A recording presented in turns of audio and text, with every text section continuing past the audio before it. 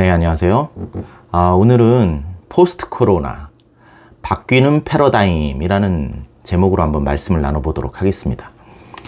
코로나 사태가 정점을 찍은 지난달, 세계 언론들은 코로나 바이러스 사태 이후에 사람들의 생활 방식, 생활 패턴이 코로나 이전으로 돌아가는 것은 영구적으로 거의 불가능할 것 같다고 일제히 보도를 했습니다.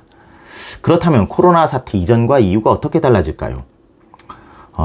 지금도 많은 TV 언론들이 포스트 코로나 특집으로 이러한 문제들을 끊임없이 다루고 있습니다. 요즘 언택트라는 신조어도 등장을 했죠. 서로 쌍방이 만나지 않고 일을 진행하는 어떤 구조를 언택트라고 표현을 한다고 합니다. 이러한 비대면 구조들 또는 비대면 경제 구조가 날로 증가할 것이라는 그런 예측은 누구나가 이제는 다 할 수 있을 정도입니다. 각종 서비스업들도 이에 따른 어떤 맞춤형 변화된 서비스를 제공하기 위해 끊임없이 노력을 하고 앞으로도 그렇게 탈바꿈을 할 것으로 예상이 됩니다. 패러다임이 바뀐다는 의미는 기존의 방식으로 더 이상 살아갈 수 없다는 걸 의미합니다. 이는 코로나 바이러스가 종식이 되지를 않거나 코로나 바이러스는 종식이 되어도 이런 류의 바이러스가 계속적으로 지속적으로 끊임없이 발생할 것으로 전문가들이 예측을 한다는 의미입니다. 그리고 그것에 대부분의 사람들이 수긍을 한다는 의미입니다. 따라서 생활 방식, 생활의 패턴 방식이 지금까지와는 완전하게 다르게 바뀌어야 한다는 의미입니다. 자, 세상의 사람들도 이제는 코로나 이 사태를 시작으로 각종 전염병이 끊임없이 세상에 나타날 것을 어느 정도 감으로 또는 통계로 예상을 한다는 것입니다. 말세에 대한 징조를 세상 사람들이 교회보다 빨리 느끼고 이런 것에 반응한다는 것에 저는 상당히 놀라웠습니다. 반면에 교회는 어떻죠? 오히려 교회가 세상보다 굉장히 둔감하게 반응하고 있음을 볼 수 있습니다. 아무튼 향후 교회의 패러다임도 코로나 사태 이후 상당히 바뀔 것이라는 것은 불을 보듯 뻔하고 명확한 이야기입니다. 이번 코로나 사태를 통해 교회 건물에서 드려지는 예배가 얼마나 말세에 취약한지 우리는 알 수 있었습니다. 이처럼 비상시국에는 교회 건물이 아니라 각 가정이 예배의 공간이 되어야 합니다. 그리고 더 나아가서 가정이라는 개념보다 교회의 원래 의미처럼 각 개인이 곧 살아있는 성전이요, 살아있는 예배처가 되어야 합니다.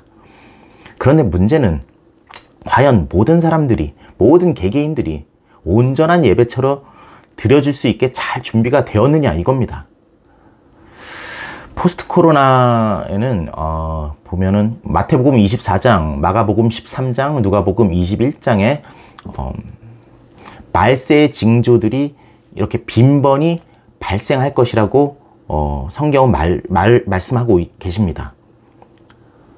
어떻게 하냐고요? 성경이 그렇게 말씀을 하고 있기 때문에 저는 확신을 하는 겁니다.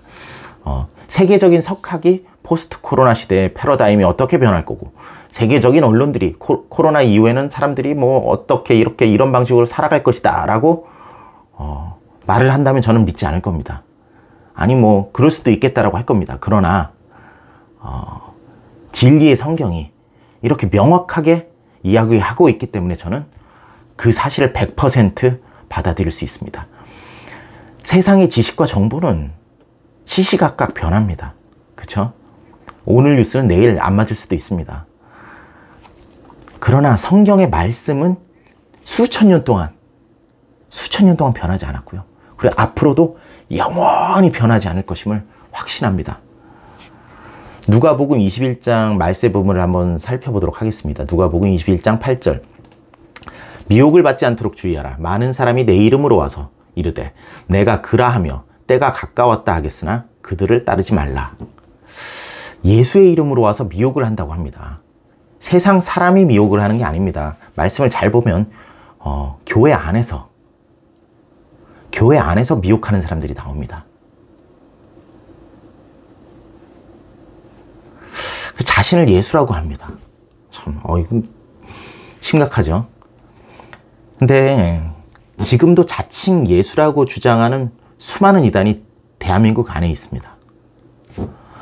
자기를 하나님, 예수, 보혜사, 말탄자, 이긴자, 뭐 하늘아버지, 하늘어머니 등등 뭐 명칭도 수십 가지, 뭐 이름을 들어본 것만 제가 이 정도 대충 알고 있는데요. 이런 이단만 수십 명입니다. 전 세계적으로 따지면 어마어마할 겁니다. 자칭 하나님, 자칭 예수라고 칭하는 존재들이 말입니다. 예수님은 재림시에 공중에서 오십니다. 그죠? 아주 명확하죠. 사도행전 말씀에 공중으로 올라가신 예수가 그대로 내려오신다고 말씀을 하십니다. 이것만 기억해도 이단을 가릴 수 있습니다. 땅 위에 존재하며 자신을 하나님의 대리인이요 예수라고 말하는 사람들은 모두가 이단입니다. 자, 그럼 9절에 보겠습니다. 난리와 소요의 소문을 들을 때 두려워하지 말라. 이 일이 먼저 있어야 하되 끝은 곧 되지 아니하리라. 난리와 소요의 소문이 여기저기 TV나 언론을 통해서 계속 나오게 될 것입니다. 진짜 크리스찬은 이러한 소식들을 그러나 전혀 두려워하지 않습니다.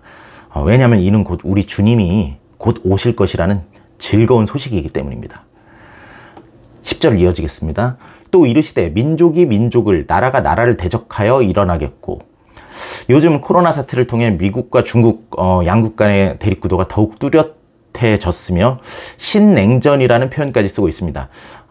양국 간의 무역 마찰이 심각해지고 또 군사적인 분쟁도 발발할 위험이 대두되고 있습니다. 중동 지역도 이스라엘과 주변 아랍국이 항시 긴장 상태죠.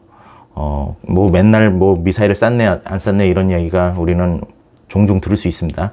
이처럼 각 나라들 간의 분쟁과 분란으로 부딪히는 일들이 머지않은 미래에, 뭐 지금도 빈번하지만 머지않은 미래에는 아주 빈번하게 그리고 명확하게 이러한 일들이 발생할 겁니다. 11절 보겠습니다. 곳곳에 큰 지진과 기근과 전염병이 있겠고 또 무서운 일과 하늘로부터 큰 징조들이 있으리라. 요즘 하루가 멀다 하고 전 세계 지진 소식이 빈번합니다. 우리나라도 근래 뭐 지진 활동이 굉장히 활발하게 이루어지고 있음을 알 수 있습니다. 그럼 기근은 어떤가요? 코로나 이후의 경제적 위기는 기존의 기후적인 기근을 대체했다라고 저는 지난 영상에서 말씀을 드렸습니다. 이는 신기근이겠죠. 돈이 없으면 물품을 구입을 못해서 굶어 죽는 사태가 발생을 하고 있습니다. 물론 이런 신기근 말고 전통적인 기근도 여전합니다. 요즘 메뚜기 떼가 아프리카와 중동 그리고 중국에 이르기까지 엄청난 재앙으로 지금 발생해서 보도가 되고 있습니다. 메뚜기가 지나간 자리에 농작물이 사라져서 수많은 사람들이 굶어 죽고 있습니다. 참 다른 나라 이야기라서 우리에게 안 와닿을 뿐입니다. 그리고 전염병이 또한 있겠다고 합니다. 요즘 뭐 코로나 사태로 이거는 뭐 너무나도 잘 알 수 있겠죠. 코로나 바이러스 백신이 곧 개발된다는 소식이 뉴스에 많이 나오고는 있습니다. 그때마다 사람들은 마치 전염병이 완전히 극복된 것처럼 환호를 합니다. 그러나 과연 그것이 끝입니까? 아닙니다. 코로나 이후에는 또 다른 제2, 제3의 코로나가 계속 등장을 할 겁니다. 이제부터가 시작일 뿐입니다. 왜냐? 성경이 그리 말씀을 하고 있습니다. 저는 또한 믿습니다. WHO나 미국 질병본부 CDC가 물론 그럴 리가 없겠지만 이제 전염병이 영원히 종식이 될 것이라고 만약에 보도를 한다 해도 저는 그들을 믿지는 않을 겁니다. 성경 말씀을 믿습니다. 성경 마지막 때 분명 전염병이 지속적으로 창궐할 것이라고 말하고 있기 때문입니다. 또 성경은 무서운 일이 있을 것이고 하늘로부터 큰 징조들이 있을 것이라고 말합니다. 2020년도 5월 20일 오늘자 기사를 보니까 한국 시간 22일 새벽에 지구 근접 천체 NEO라고 하는 지구 근접 천체가 지구를 스쳐 지나간다고 이렇게 언론 기사가 났더라고요. 물론 실제 거리는 달과 지구 간 거리의 16배 정도에 해당되는 아주 먼 거리지만 이 광활한 우주에서 그 정도 거리는 뭐 언론의 보도처럼 스쳐 지나간다라고 표현할 정도로 굉장히 짧다고 합니다. 그리고 그 정도 거리는 실제로 언제든지 궤도만 살짝 바뀌어도 실제로 충돌로 연결되는 그런 가능성도 존재하는 것이 사실입니다. 자, 이처럼 하늘로부터의 큰 징조들이 갈수록 늘어날 겁니다. 소행성의 충돌이 되었든 뭐 이상 기후가 되었든 뭐 하늘에 나타나는 징조들, 성경이 말씀을 하고 있기 때문입니다. 사람들은 그것을 무서운 징조, 영어로는 fearful events라고 하는데 무서운 징조라고 말씀을 합니다. 코로나 사태 이후 마지막 때의 징조들이 이처럼 굉장히 빈번하게 일어날 것입니다. 세상은 우왕좌왕하겠지만 교회는 그래서는 안 됩니다. 우리 주님께서 그럴 것이다라고 이미 성경을 통해, 말씀을 통해 다 알려주신 내용입니다. 알려졌는데도 남들과 같이 행동하는 것은 우리 주님 말씀을 무시하는 것밖에 안 됩니다. 진짜 예수의 사람이십니까? 그러면 9절에 주님이 우리에게 말씀하신 것처럼 두려워하지 말아야 합니다. 두려워하지 말아야 합니다. 9절 살펴볼까요? 난리와 소요의 소문을 들을 때 두려워하지 말라. 이제 교회는 기존의 건물 중심의 예배에서 빨리 벗어나야 됩니다. 아마도 건물을 포기 못하는 교회들이 많겠죠. 수십 년 동안 배워온 게 성도수 늘어나면 땅 사고 건물 짓고 그러다 보면 더 재산 늘어나고 아주 세상적인 것만 배워서 그걸로 그냥 사업을 해온 하나님의 보시기에 가증하고 더러운 이런 한국 교회들이 굉장히 많습니다. 그것이 그들의 우상입니다. 이제 그러한 것들을 마지막 때 하나님이 박살내실 것입니다. 건물 중심에서 진짜 하나님이 각 개개인들, 교회 중심으로 예배 패러다임을 바꾸실 겁니다.